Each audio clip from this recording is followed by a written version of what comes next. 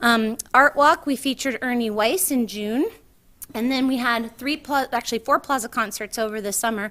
Plaza Concerts are free concerts on the front plaza. If you see us playing music out there on a Monday night, please come and join us. You can bring a picnic dinner. You can buy food there. We have beer and wine for sale, and the music's free. And at intermission, we take people upstairs in the upper floors so that you can see the next phases of the project, which is really exciting, all the renovation that we will be doing. In August, we had a fundraising event where we partnered with the Kenworthy Performing Arts Center and the McConnell Mansion and the Latah County Latah County Historical Society to do Dine Through Time. So you started in 1920 down at the Kenworthy and had appetizers and champagne cocktails and watched 3 movies about these 3 wonderful historic establishments that are in our town. And then after that, you either rode the bus or you walked on up to the 1912 Center to have your dinner, which was a 6-course meal that would have been served in 1912, so you could experience what that would have been like, and it was really wonderful. And Jim Bullen's fine smoked salmon was featured as one of our courses. It was a wonderful dinner.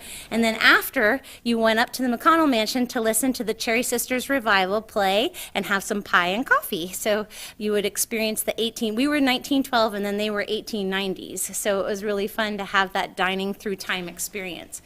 In August, we also had the University of Idaho students come and participate in the Serving Their New Community Day and help us organize Plate Project and put 100 new chairs that were donated to us for the plaza into storage. So we had to do a lot of rearranging that day. We hosted a rummage sale in September, the first time we've done something like this. It was a partnership with Friendly Neighbors, and as it turns out, when you're downsizing your house, you have a lot of stuff to give away, which is very exciting because our rummage sale had very fun things in it. And then we raised enough money to purchase a new steam table for the kitchen, which was in need of refreshing. The steam table that was in the 1912 Center kitchen had been in this building while it was the community center space when it was downstairs, and it just got moved up there. And I think it might have even been in the police department before that. Like, it was an old steam table. So we were really pleased to move it along to a new location. In September, we hosted Susan Howlett.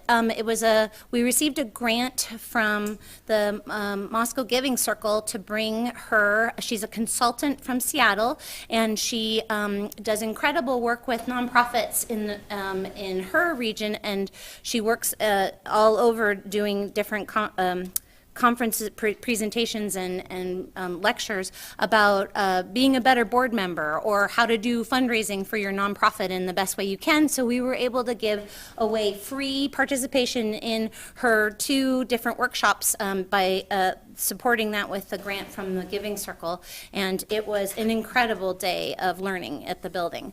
October is actually our busiest month, so if you want to know what month has the most events in it at the 1912 Center, it is October. April is the close second, typically, and then after that, there's a lot of ties for activities. But in October, we can find every single room in the building occupied at the same time, and as many as 2 to 3 events in each room during the course of a day. So this is just sort of a sample. This was a birthday party that was getting set up, and then a large panel discussion. I think you might be in that picture up there, Brandy, but this is like October, one of the candidate forums that was hosted in the building. Yeah.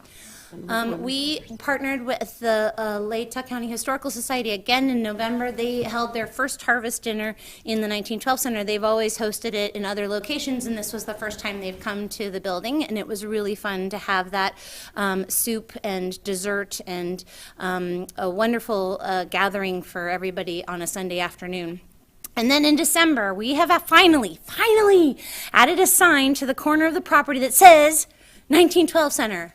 So we can help Marshall remember we're not the 1912 building, we're the 1912 Center. And that way it's on there and it has our address and it makes us a place. So now just the Google Point thing shows this, and also 1912 Center is on there, and it helps people understand this is a center, and it was the building was built in 1912, and it's a center for everybody.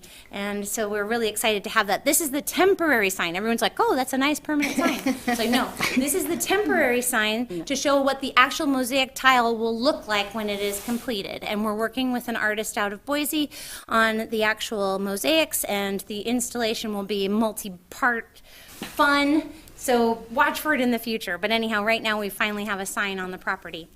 And to show how far we've come, I found a picture for Marshall tonight because I knew he was going to be here, of the parade leading to the cutting of the ribbon when the building was opened in October of 2001.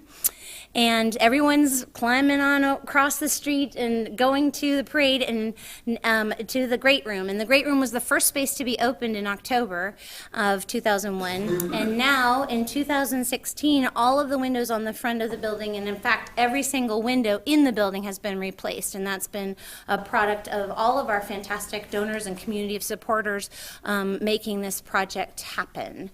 I also found this really cool picture that I thought I would share with you, the Senior Center in 2001, because when you were hosting that event in the Great Room, people were peeking into the next phase of construction, which was the Senior Center space and Friendship Hall space.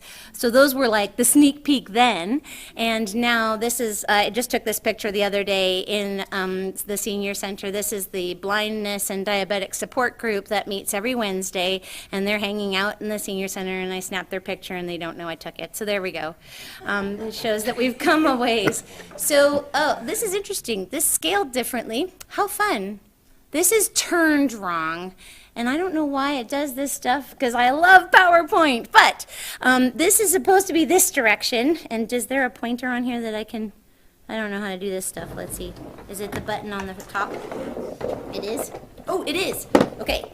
So this should be the front. This is 3rd Street along here. So we're pretending that this is really stretched out the wrong direction. It's supposed to be turned. I don't know why that doesn't lock. Okay, so this is the space that's right above the Great Room here.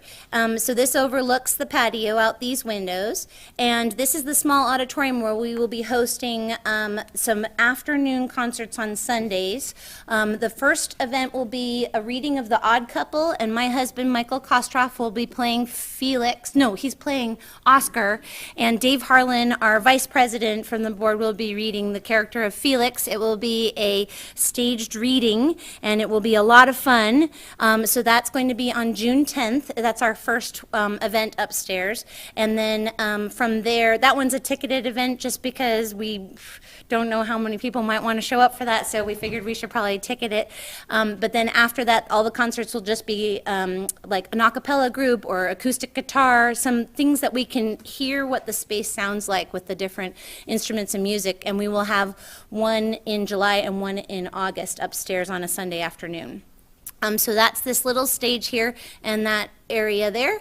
And then this space has been designated to be our community living room. That is what that space is we're looking to call it. It will be the green room space for when someone's performing in the small auditorium, that they can hang out in the community living room before they perform, or as a place to be during intermission.